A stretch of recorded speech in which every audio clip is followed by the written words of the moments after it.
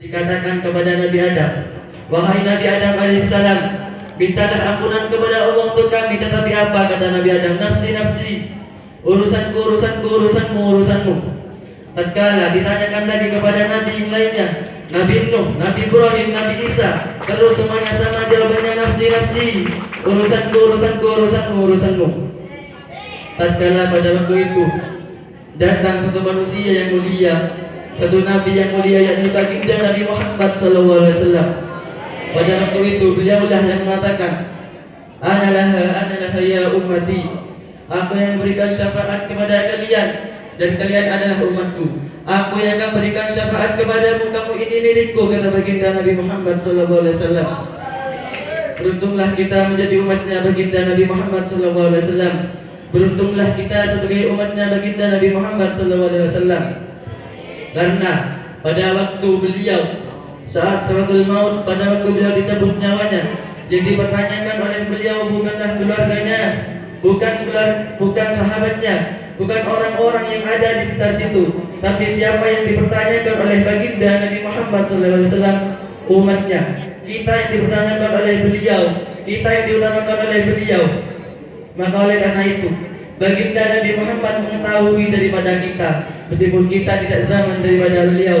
Baginda Nabi Muhammad mengetahui daripada kita, meskipun beliau tidak zaman daripada kita.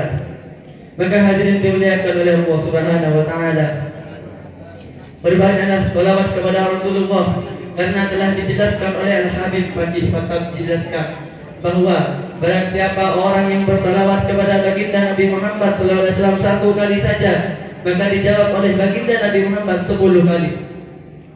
Ayahnya kita disebut di situ, ibu kita, saudara-saudara kita, orang-orang yang ada di dekat kita. Bahkan orang-orang yang ada di kampung kita menjadi berkah kehidupannya cuma gara-gara satu orang yang bersalawat kepada baginda Nabi Muhammad SAW. Sallu ala Nabi Muhammad. Dan ketika nanti di yaumil akhir ada dua orang yang dikumpulkan. Pada saat di yaumil akhir di hari kiamat ada dua orang, yakni orang yang dikatakan beruntung dan orang yang rugi. Dan ada yang mengatakan orang minal faizin, orang-orang yang beruntung. Siapa orang yang beruntung? yakni pada saat di bumi di dunia ia tidak jauh untuk menyebut nama Allah Subhanahu wa taala, tidak ada untuk menyebut nama Tuhannya, dan ketika dia pada waktu di dunia tidak jauh untuk menyebut nama baginda Nabi Muhammad sallallahu alaihi wasallam, sebagaimana firman Allah Subhanahu wa taala, bismillahirrahmanirrahim, ala bi dzikrillah tatmainnul qulub.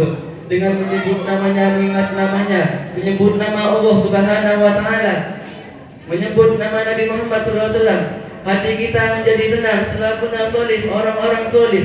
Kenapa? Orang-orang tua kita zaman dahulu, guru-guru kita, kenapa hidup mereka selalu berkah? Kenapa hidup mereka selalu tenang? Karena mereka tidak jauh untuk menyebut nama baginda Nabi Muhammad sallallahu alaihi wasallam. Oh sallallahu alaihi wasallam Muhammad. Baginda Nabi Muhammad adalah insan yang sangat termulia di dalam alam semesta ini.